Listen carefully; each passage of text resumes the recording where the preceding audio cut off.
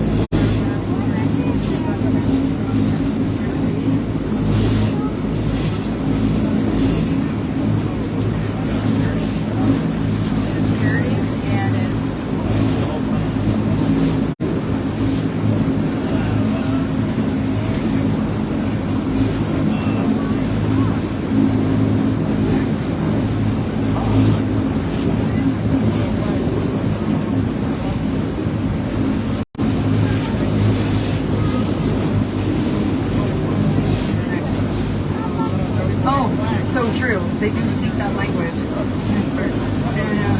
So, ducks, not this kind of ducks, smaller feathered ducks, are just some of the species of waterfowl and wildlife that call the Charles River home. You may also see Canada geese and gaggles. There's a bunch of geese in a row, duck ducks in a row, it's gaggles, geese, but horned seagulls and double-crested cormorants, all sorts of different species have their home in the Charles River. We're coming up through this passageway called a lock underneath the drawbridge called the Craigie Drawbridge.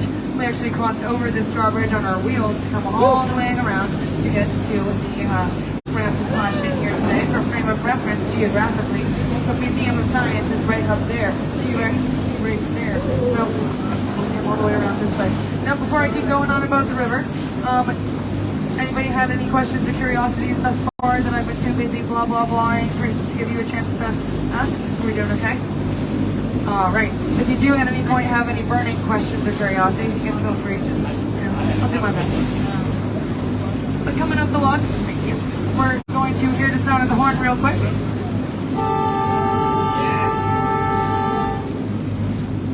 This is considered what is called a blind turn, although we do love to be dramatic and honk the horn and make noise.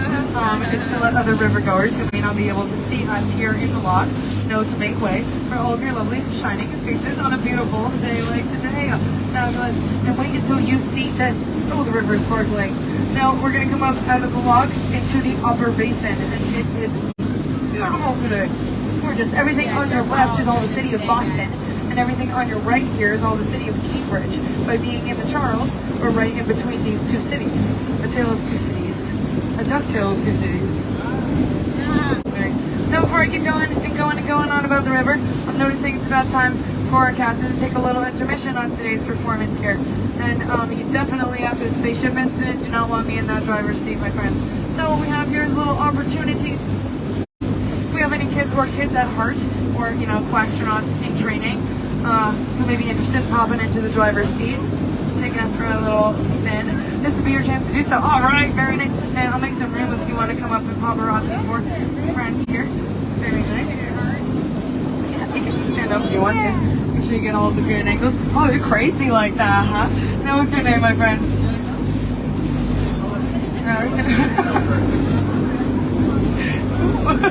Get a little wild here. Where are you from? LA, nice, very nice. Are we visiting for a special occasion? Celebrate anything or just vacation? Oh, nice. Are you having fun so far? Well, you look like a natural in the driver's seat. Amazing. Oh yeah. And people are always like, okay, I want to do donuts because I'm driving. I'm like, okay, well, you are driving. So yeah, and then, like, oh, okay, well, in that case, I'm definitely going to do donuts. I'm like, okay, well, we go 6 miles an hour in the river. So this would be like, whoa. Oh my gosh. The least exciting donuts I've ever seen. Oh, amazing. Okay, so coming up here towards the Longfellow Bridge, we got Haymarket Hannah and Cry over there, and Dorchester Dottie. His color scheme I love.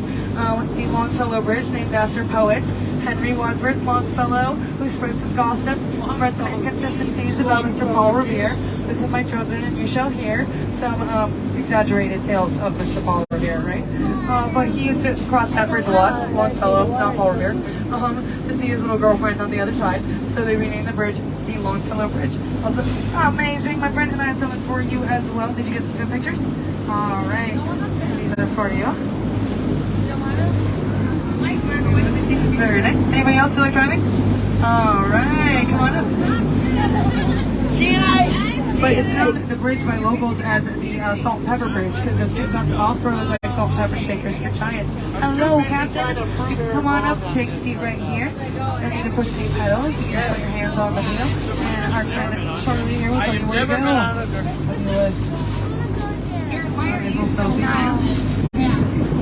But I like your sparkly shirt. So cute. Look, you're taking a shower in the Charles. We did. Okay. Don't worry, the water's clean now. Shout out to UK. It is. Okay, so the Charles River has a reputation for one quality in particular, right? So the Charles has been so historically well known for being dirty. So there's a whole song about it called Dirty Water. It's written by a band from California called the Standells. And it says, Boston, and I love that dirty water. Boston, you're my home. And I love that song because I love Boston. But I do think at this point it's spreading a little bit of rumors about the cleanliness of the Charles. Now, it used to be the second dirtiest river in the United States. Only after the river that literally caught on fire because it was so dirty, which is a crazy thing for a river to do, right? So we kind of had a low bar, all right? But we used to have a rating of a D- in terms of cleanliness. But due to diligent cleanup efforts by organizations like the Charles River Watershed Association, the river's gone from a D- to an A-. Not only that, but nowadays it's rated by the EPA, the Environmental Protection Agency, as being the cleanest urban river in the United States. Pretty crazy. So don't worry about any splashing that may occur, I promise. Even though it doesn't look clean, it is. It is. Well, you're doing fabulously, my friend. Never piloted a vessel like this before? Good. Fabulous. Also looking natural in the driver's seat. I have no idea that you do this every day. Some fabulous work, Captain. And I have these for you. For you. Awesome work. Anybody else? Alright, come on up and I'll get you all in the back in just a second. Don't worry, we got lots of time. Now, as we rotate our captains, hey, come on up and take a seat here. Do you want me to take some pictures of you? Give me your paparazzi? Alright. We're in all the good angles. Okay. And I want you guys to all check out this view on your left as well. Ooh, cinematic. Very good. Because once the gold dome of the New Massachusetts State House comes into view there, you can see 4 centuries of architecture in that one skyline. Okay, so the State House was constructed in the late 1700s.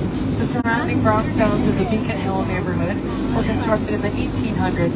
The concrete skyscrapers we can see there, 1900s, and the glass skyscrapers, 2000s, all visible in that one skyline, all still buildings in active use to this day. It's insane, right? Oh, look at that. Look at that. And where are you from, my friend? Very focused on the task at hand.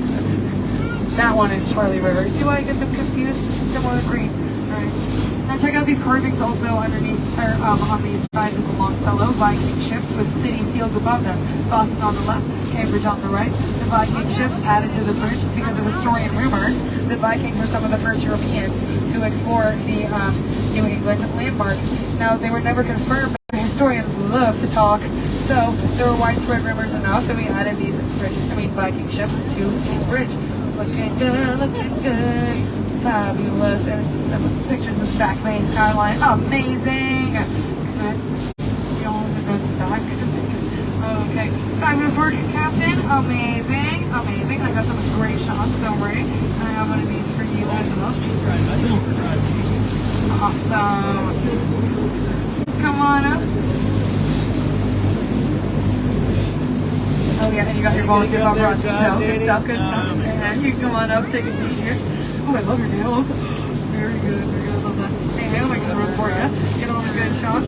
And while you do that, real quick, I'm going to point out some stuff on the skyline. And we'll get a little chit-chatting here. So coming out here, we're doing what we call the Longfellow Loop. And it's because we go under the Longfellow and do a loop so I can put out some lovely stuff that you can see on the back Bay City skyline. So looking over here past this, oh, see what that ship is called? Henry Longfellow? Now you know why. Nice. Past that, you see that red triangle in the distance? The Citgo sign. And there's one thing New Englanders are crazy about, it is gas station signs. And the Citgo sign is our favorite one.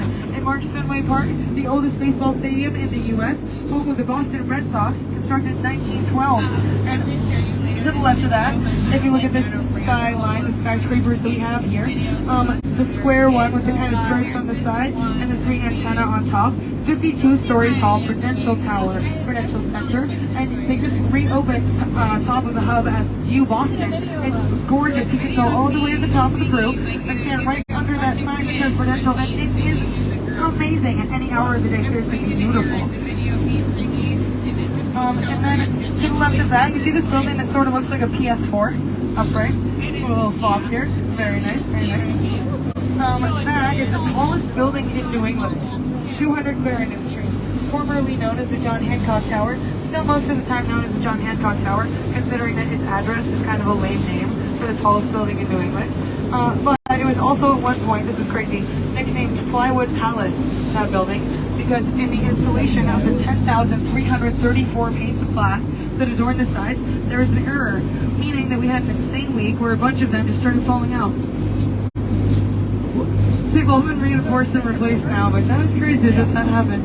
And kind of like, if you Google it, there's not that much information on that, which is fair. I mean, I'm sure that if I was working on that building and heard that that was happening, I'd be like, ASAP. But that is wild, it is crazy, and it was constructed mirrored with all the walls mirrored to reflect all the lovely architecture, Boston's historical architecture around it. In addition to sticking out the skyline. Community boating is there, providing accessible sailing education to the youth and residents of Boston. If you're under 18 and a resident of the city, they'll teach you how to sail for as little as $1 a year. And it's not even BYOS, they provide the sailboats too. It's pretty sweet. Wow. Are we doing good? Oh, look at that. Very good. I have my very nice sailing. Hi po, shoutout sa inyong lahat. Medyo maingay kaya. What do you get for it?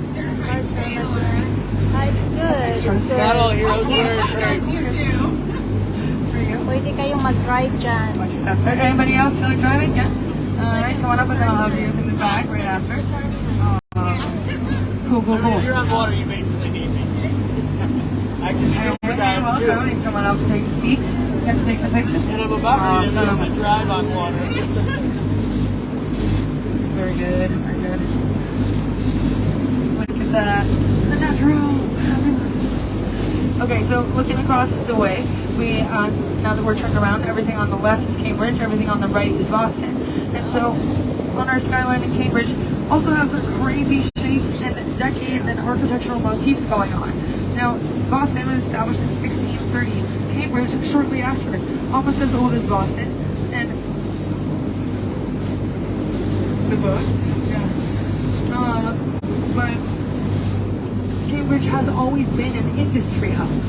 So you may see older factory buildings either still in use or repurposed, alongside way newer, fancier buildings. See, nowadays most of the industry going on in Cambridge is technology-based.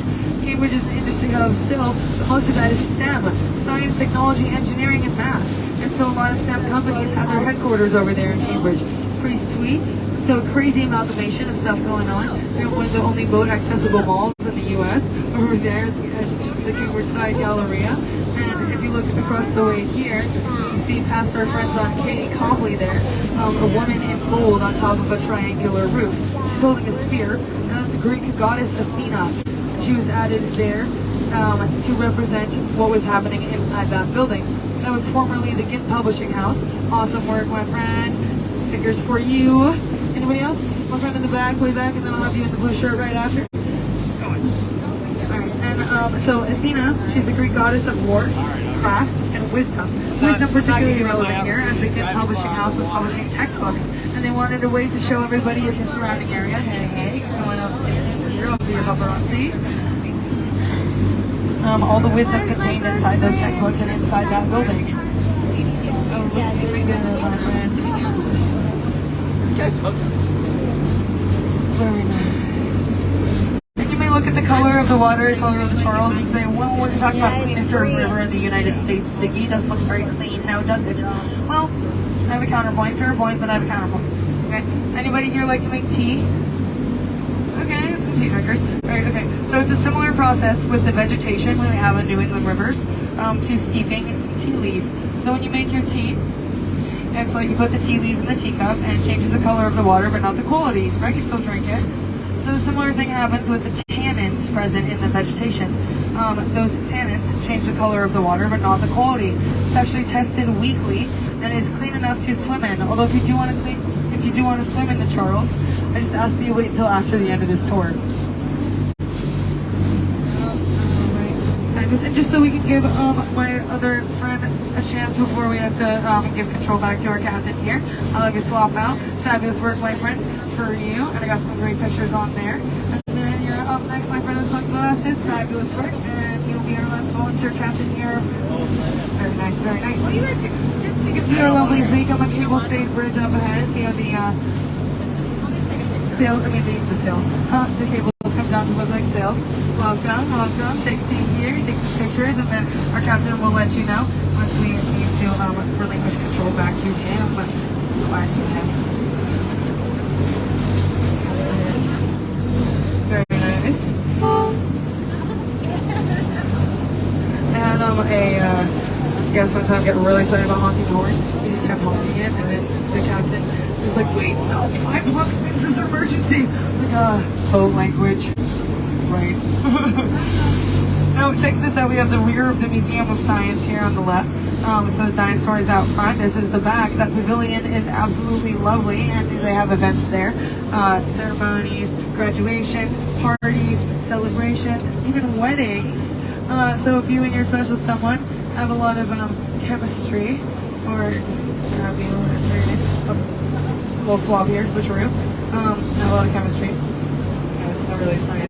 That's really like one of the low ball jokes of the entire tour. It's great. You can get married there. It's very lovely. And if you look at those gray plaques, there are 5 gray plaques on the rear of the museum. Each of them is unique, representing one of the main areas of science that the museum focuses on and its exhibitions and research projects. 6 miles an hour. 6 miles an hour? 6 miles an hour. Wow. Yeah.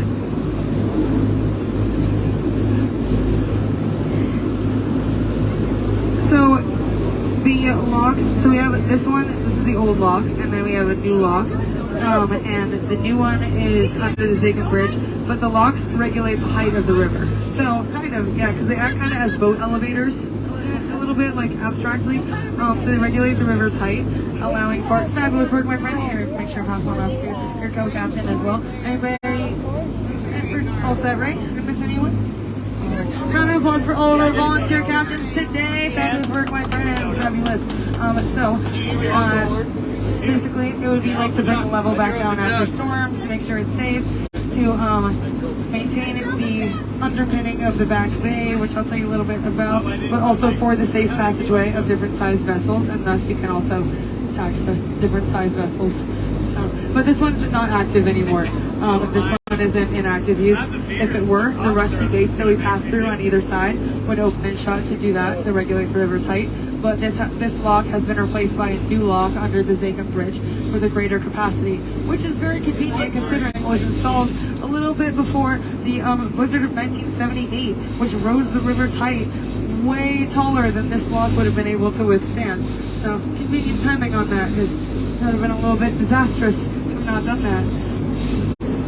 Now coming back up through the lock, as we go back under the Craigie Drawbridge, you'll see directly up ahead the Bunker Hill Monument. It's a gray obelisk pointing into the sky, 220 feet tall, and if you are athletically inclined, you can take a 294-step spiral staircase all the way to the top of the Bunker Hill Monument. Very nice. For me, it was more of like a one-time climb, but you know, to each their own, right?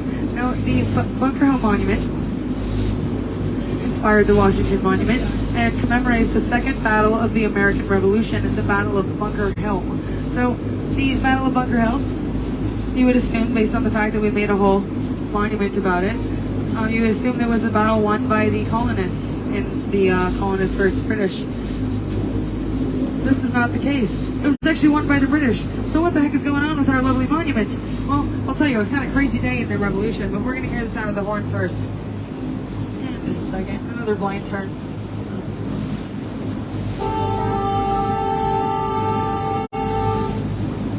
Okay, so you can see it coming into view directly up ahead there. There's some scaffolding around it. But June 17th, 1775, so if you know Boston's area code 617, matches up. 617, June 17th, wild. But anyway, so the Battle of Bunker Hill between the colonists and British armies. Now the colonists were super outnumbered, underfunded, and undertrained in comparison to the fancy-dancy British army. So the odds that they had of making it out of this battle were pretty low. Not very good, not very good. Nonetheless, because they prepared in advance and because of the military strategy employed by the generals of the colonist army, if you've ever heard the phrase, don't fire until you see the whites of their eyes, this was one of those strategies so that the colonists could conserve ammo and retreat from the battle without being encircled by the British. They caused twice as many British casualties than they suffered, despite the odds being way stacked against them. So to commemorate the valor and resilience of the colonist soldiers that day, and also to recognize the strategy put in by the colonist generals, and just because it was an insane day in terms of the revolution, they added that monument. And if you don't feel like climbing those 294 steps, you can go on Google and you can type in view from the top of the Bunker Hill Monument, and then you can download that picture and post it, and nobody will know. Say, wow, you climbed the Bunker Hill Monument? And you'll say, yeah. Anyway, with tiny windows on top, you can see it from it there. If you're a transit fan, this is a crazy convergence point here, because we have a yellow drawbridge there in front of us underneath the Zakim Bridge that has train tracks on it. It services the commuter rail. Underneath that is a boat passageway. Above that, the 10 lanes of traffic on the Zakim Bridge, and nearby here, the Logan Airport, where we have arrivals and departures, of course. And so this is a unique spot where you can have a boat passing underneath a train, passing underneath cars, passing underneath a plane, all in the same spot. Insane. Wild. And this bridge makes like the most dramatic sound ever when it opens up. It sounds exactly like a tornado siren. So I'm always like, okay guys, if you're from somewhere that has tornado sirens, don't worry. We don't have those, and also this is just a drawbridge. It's just an extremely dramatic drawbridge. Wild. What you just heard is the sound of front wheel drive re-engaging, meaning that we're getting the front wheels spinning underwater so that when we get to the ramp, those front wheels can pull us up and out of the river. We're also going to sound the horn one more time on the river to let our friends who may be waiting to splash in know we're going to splash out first. Yes, if I could. Love when that timing works out. And I'm like, all right, ready? And it's just not time yet. But yeah, we're good. Okay, so this is crazy. As crazy as it is when we splash in, because this is the reverse of that. You just take your boat, you just pull it up to the shore, drive right out of the water. Insane. So what we'll feel here as we approach the ramp, you can check out our living faces and our little mirrors there. And somebody from the skateboard graffiti right here says yuck tours. I was like, that's pretty funny. But anyway, so the front wheels first, and as they pull us up and out, we'll subsequently feel the back wheels as we turn this duck back into a truck. And it's insane. Just like that, you take your boat, you drive it right onto land, becomes a truck once again. Wild. Yeah! And so some applause for this guy for his fabulous work navigating us. Okay, and the duck that's coming up on us is another instance of me being really dumb, because this one is Museum of Science themed. This duck is called Miss Emma Science. And if you say Miss Emma out loud, Miss Emma, Museum of Science, insane. It's still there, right? Beep, beep. Very good, very good. Yep, and then another instance of me being like, did you guys know that? And everybody around me is like, yeah, obviously you knew that. Okay. Did he? No. Oh, a little one there. Okay. So if you're skate inclined, wheel inclined of any kind, Lynch Family Skate Park is a spot. It rocks. Now that skate park was made possible by the donations of the Lynch family of Fidelity Bank, the Tony Hawk Foundation, and Nancy Shern. Nancy Shern is a sculptor, a local sculptor, and so had no serious skating, so it seems unusual at first that she would donate from the skate park. It's kind of a funny story. One day she saw some skateboarders doing tricks off her sculptures. She said, well, hey, what are you doing? That's my artwork. They responded, well, we don't have anywhere else to do these tricks. And also, oh, be mad! Quack, quack. Yeah, they love us. They love us. They love you. You're so talented. They know. So they said also, secondly, when you put it that way, this is kind of our artwork too. Is it not performance art? She said, dang, touche, I did kind of put it that way, huh? And also, your tricks are pretty cool. You should have somewhere to do them. So she helped fund and establish that skate park. Pretty cool. I know a lot of artists who wouldn't react so similarly to the skateboard tricks happening off their sculptures. So that place rocks. I also heard that Tony Hawk was just in Boston. And then I heard that Tony Hawk was not only in Boston, but took a duck tour. And I realized that Tony Hawk was in Boston, took a duck tour, and it wasn't mine. Ah. I know. I'll live, I guess. Quack, quack. I know, angry quacking. I posted an Instagram story. I was like, Tony Hawk, please, I love your work on the skate park. And he didn't even look at it. It's fine. Everybody doing good though? Sweet. All right, so I want to tell you a little bit about our ducks as we head back into the city. Now, we have 28 of them. They're all different colors, all different names. But although these ducks suit our needs so well, as a science fiction double feature land and water tour company, we did not design them.